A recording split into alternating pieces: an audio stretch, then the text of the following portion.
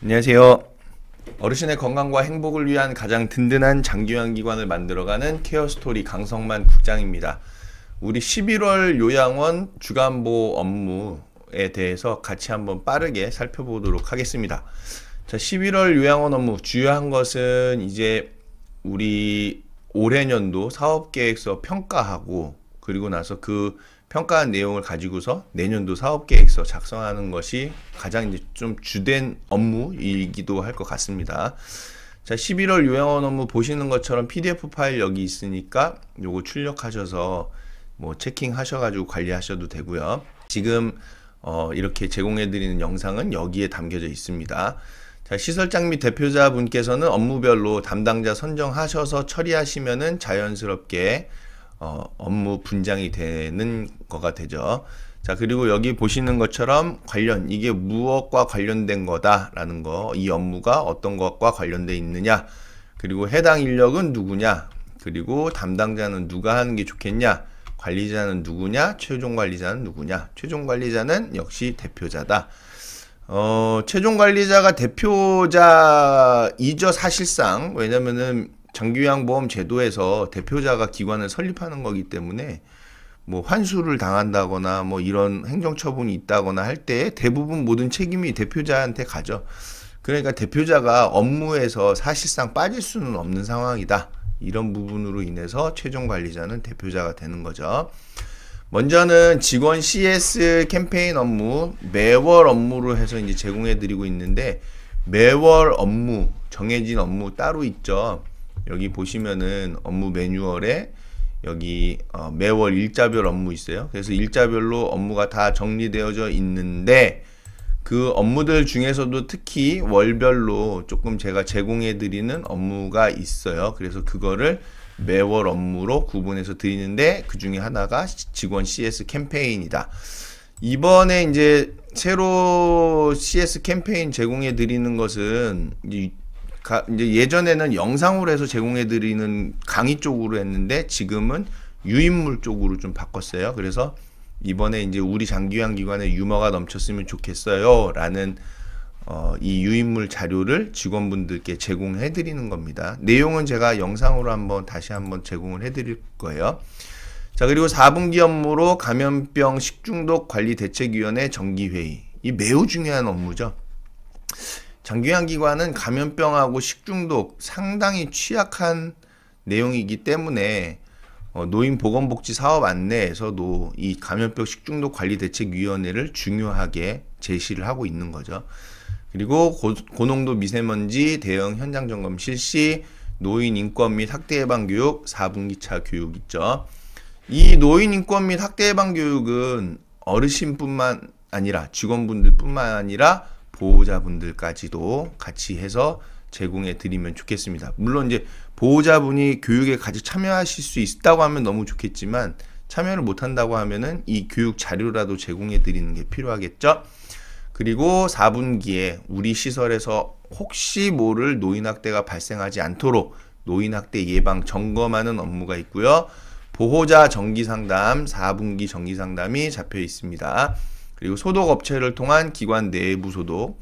사실 이제 소독업체를 통한 기관 내부 소독, 제가 예전에 유튜브에서도 말씀드렸지만은 좀 효과가 떨어지죠. 소독업체를 통한 기관 내부 소독보다도 자체적인 소독을 강화하는데 자체 소독의 품질을 높여가는 쪽으로 해야 한다라는 거예요. 근데 건강보험공단에서는 평가에다가 뭐 업체를 통해서 이렇게 소독하게끔 제시를 했는데, 그 좀 의도가 좀 사실 좀 그렇죠. 뭐 이해는 됩니다. 왜냐면 장기요양기관에서 소독까지 할 인력이 없으니까, 없다기보다는 그 인력을 이렇게 배정하기가 어려우니까, 뭐 없는 거랑 똑같은 얘기죠. 그러니까 이 소독 업체를 통해서 소독을 하게 하는 거를 제시한 거로 이해는 되지만, 사실상 소독 업체에서 소독하는 것보다 기관에서 자체 소독을 강화하는 쪽으로 만들어가는 것이 더 바람직한 부분이 되겠죠. 여튼 4분기 소독 업체를 통한 기관 내부 소독 업무가 있고, 수급자 1일 스케줄 점검해야 되는 업무가 4분기에 있는데, 11월 정도면 이제 또 환절기가 이제 그 좀 늦은 환절기라고 해야 될까요? 환절기가 아주 좀 이제 좀 강해지는 그런 계절이고, 계절이 바뀌는 시기이기 때문에 겨울을 대비해서 어르신의 일일 스케줄을 점검할 필요가 있겠다. 자, 그리고 식중독 예방 및 관리 지침 교육이 있고, 야간 표준 근무 지침 점검. 이거는 요양원에 해당하는 업무죠.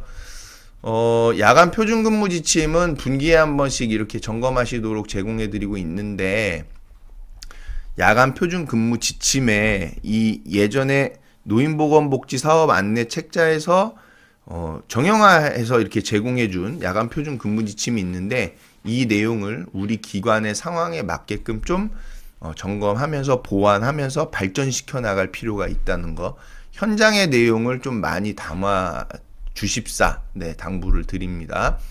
의료 폐기물 수거 현황 관리 분기에 한 번씩 하는 것으로 하고 있는데, 의료 폐기물 그냥 업체에서 수거만 해가고 박스 그냥 이렇게 비치만 해놓고 그냥 방치해 두지 마시고, 우리 기관에서 의료 폐기물이 어떤 게 나오는지도 좀 관리하시고, 또 양은 물론 이제 양들은 매우 적기 때문에 양에 대해서는 뭐 크게 말씀드리지는 않지만, 그래도 양이 얼마나 되는가 뭐 이런 내용들로 해서 의료 폐기물 수거가 잘 이루어지고 있는지, 의료 폐기물이 적법한 대로 관리되고 있는지에 대한 부분을 점검하는 업무가 되겠습니다. 자, 그리고 4분기 프로그램에 관한 수급자 의견 설문조사 업무가 있고요. 프로그램에 대해서 분기에 한 번씩 어르신들 의견 반영하는 부분이 있죠. 그 내용인데, 어르신들께서 프로그램을 실질적으로 어느 정도 만족해 하시는지, 그거를 좀 정기적으로 설문을 하는, 그래서 우리가 어떻게 프로그램을 계속 만들어 가야 할까 고민하는 그런 실질적인 시간으로 가지시길 바랍니다. 자, 그리고 하반기에 감염병 예방 관리 매뉴얼 교육이 있고요. 또 급식 위생 점검 하반기 업무로 있고, 이 급식 위생 점검 상당히 중요하죠. 그래서 상반기 한 번, 하반기 한 번, 두 번인데, 우리 시설에 급식을 제공해 드리는 이런 전반적인 상태를 점검하는 것이니까 꼼꼼하게 점검하시기 바라겠고, 하반기에 보호자 초청 공개 서비스가 있는데, 이거 되게 특이한 업무죠. 아마 여러분 기관에서 거의 대부분 안 하실 거예요.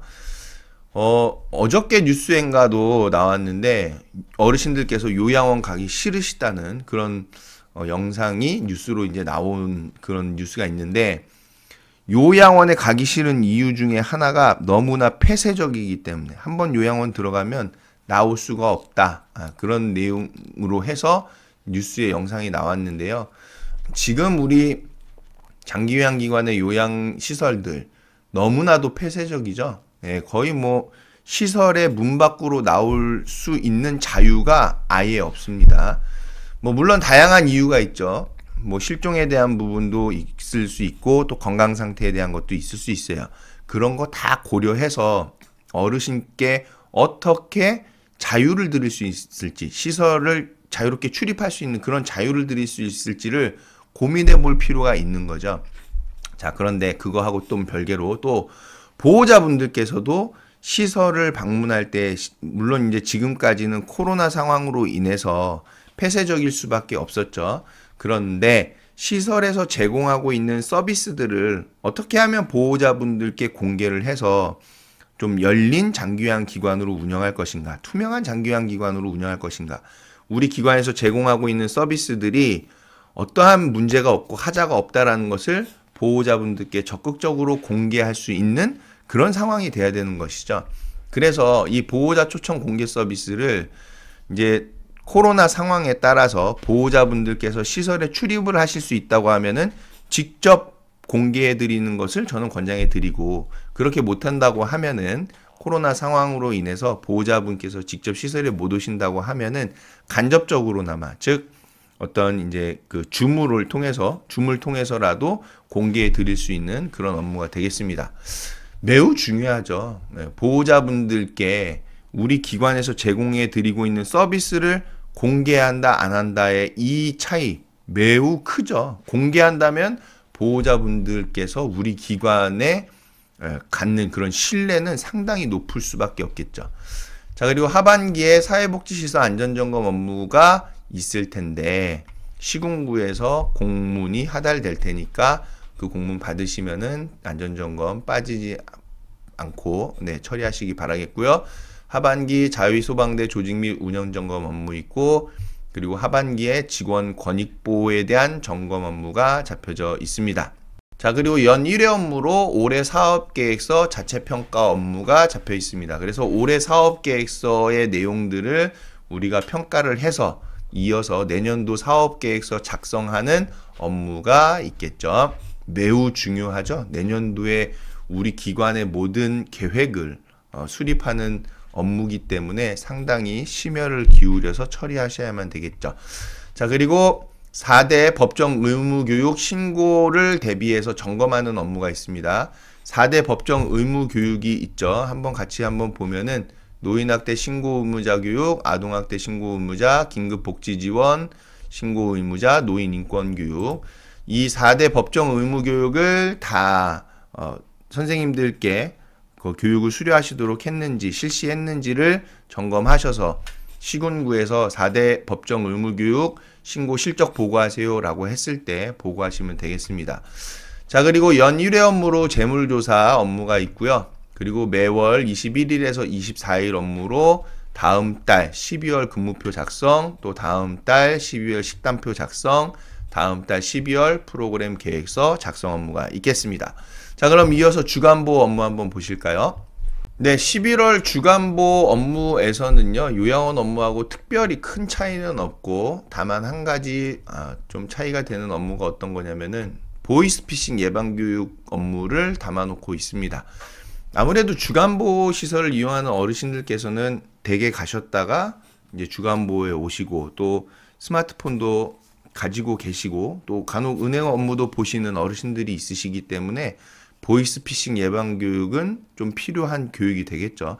좀 이런 내용이 평가에 좀 담겨지면 참 좋을 텐데, 뭐 혹시 장기요양기관을 이용하고 계신, 특히 주간보, 또 제가 장기요양기관을 이용하고 계신 어르신들 중에서도 이 보이스피싱에 노출된, 보이스피싱 우려가 있는 어르신들이 계실 수 있기 때문에 주간보 시설에서는 분기에 한 번 정도 보이스피싱 예방교육을 진행하실 것을 업무로 안내를 드립니다.